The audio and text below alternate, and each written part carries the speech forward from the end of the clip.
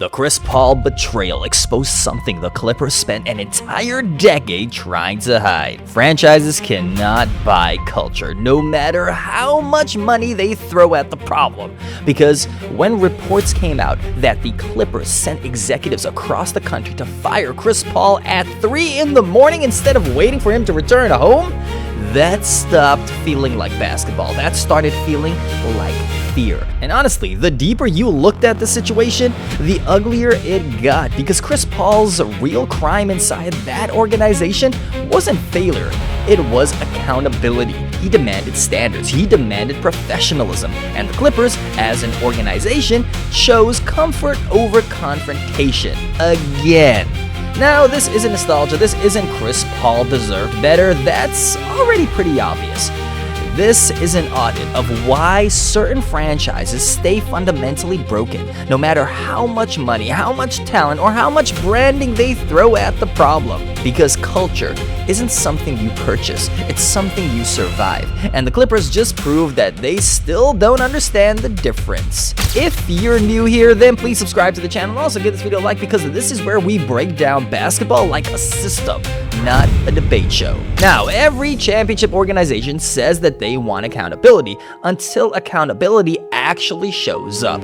That's the paradox, because the moment somebody started demanding professional standards consistently, people got uncomfortable. And Chris Paul made entire organizations uncomfortable.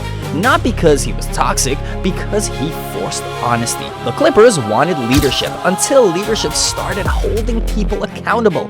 That's what made CP3 different from a lot of modern stars. He didn't just want talent, he wanted precision. Rotations mattered, defensive communication mattered, film study mattered, efforts mattered. And if somebody wasn't locked in, then he let them know immediately. Some teammates loved it, some absolutely hated it, but here's the part that most people miss. Every dynasty had someone like that. Jordan had it, Kobe had it, Tim Duncan had it quietly, LeBron has carried it in different ways throughout his entire career, and championship cultures requires friction, because pressure creates standards. But the Clippers, they kept responding to the pressure by trying to eliminate discomfort instead of improving structure. That's not championship behavior, that's corporate behavior. At some point, the Clippers started treating accountability like it was an HR violation. Like, hey Chris, could you maybe stop demanding excellence so aggressively? The vibes are just getting a bit too tense. Meanwhile, every actual contender was over there screaming through film sessions and throwing chairs after defensive breakdowns. And that's the real system failure over here. If your organization is allergic to being challenged, then you aren't building a championship team. You are building a clubhouse, and the Clippers consistently chose comfort over competition every single time things got difficult. Now that's not bad luck anymore, that is what I call identity.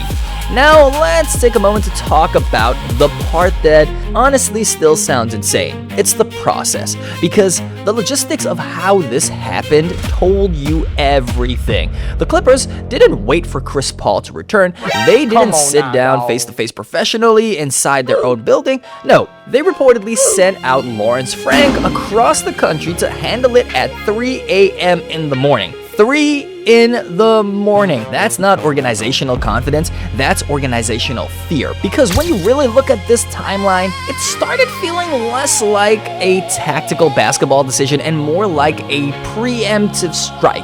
And honestly, that's probably because they understood something uncomfortable. Even late career Chris Paul still carried more authority inside basketball spaces than most executives ever will. That's the part that organizations struggle with, because players like Chris Paul don't just occupy roster spots, they establish standards. And if your infrastructure is weak, those standards expose everybody. Coaches, front office staff, role players, management, everybody gets audited the second somebody with real basketball credibility walks into the room. And honestly, the Clippers handled this whole thing like somebody trying to break up over a text because they were scared of the conversation in person. Like, hey man, appreciate everything. Now please don't call me ever again. And what made all of this even worse was the symbolism. Because when organizations truly respect foundational players, they handle exits carefully. There's communication, there's transparency, there's professionalism. What happened here felt rushed. It felt like they were avoiding it, almost like they were nervous. And when billion-dollar organizations start acting nervous around accountability, that usually tells you exactly where the structural weakness lives. Now, if this breakdown is connecting with you, then hit that like button. Also, drop a comment down below to let us know what do you think about the career of Chris Paul. But right now, let's discuss the story even further. This is where the entire Clippers era started collapsing philosophically. Because Steve Ballmer spent years trying to buy legitimacy, buy stars, buy facilities, buy branding, buy perception. And financially, the Clippers became one of the most expensive organizations in basketball.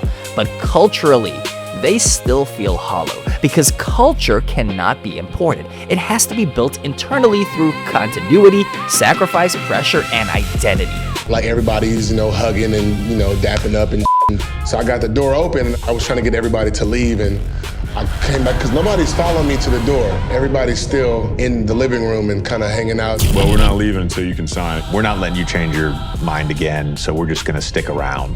And we got to 11 p.m. I wonder, am I hostage at this point? And ironically, Chris Paul was one of the only remaining connections to the last time the Clippers actually had a basketball identity that people respected. The Lob City era wasn't perfect, but it meant something. There was personality, there was pressure, expectation, structure. The franchise actually mattered nationally. Steve Ballmer might be the richest owner in sports, but when it comes to culture, the Clippers are pretty much bankrupt. That's the trap that modern organizations fall into constantly. They think culture is aesthetic, slogans, jerseys, facilities, social media edits. But the answer is no. Culture is what survives losing. Culture is what survives pressure. Culture is what survives accountability. And every time the Clippers encountered those things, they ejected the people creating the tension instead of fixing the structure causing it. That's why this keeps repeating. Different stars, different coaches, different rosters, same emotional outcome because the foundation itself is unstable. The Clippers kept building these luxury basketball startups every year like, surely this collection of expensive talent will magically create chemistry. And every season, the basketball gods just looked down like, that's not how any of this works. And maybe that's the saddest part of this entire story. Chris Paul represented the exact type of basketball culture organizations claim that they want: discipline, intensity, precision, professional accountability. The Clippers had that in their building, and instead of protecting it, they treated it like it was a problem to solve. Now, that told you everything about how their minds were working, because franchises that truly want championships understand something crucial. Accountability feels uncomfortable before it feels successful, and the Clippers never fully embraced that discomfort. They kept trying to purchase shortcuts around it, and that's why this organization always feels close to legitimacy without ever fully arriving there.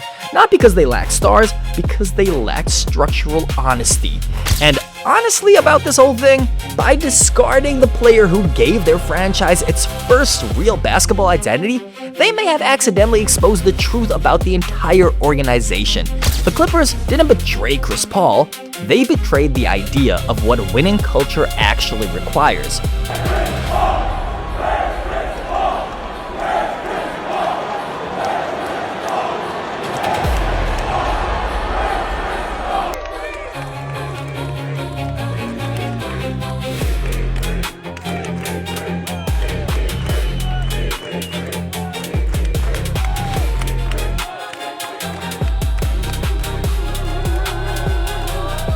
So, let me ask you this question.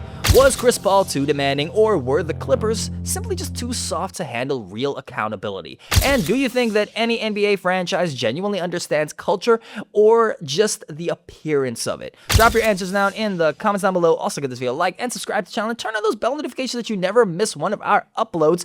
And also remember, guys, that this is where we take a look at the systems behind the game, not just the highlights. And now, it's been a whole lot of fun, and I will catch you on the next one.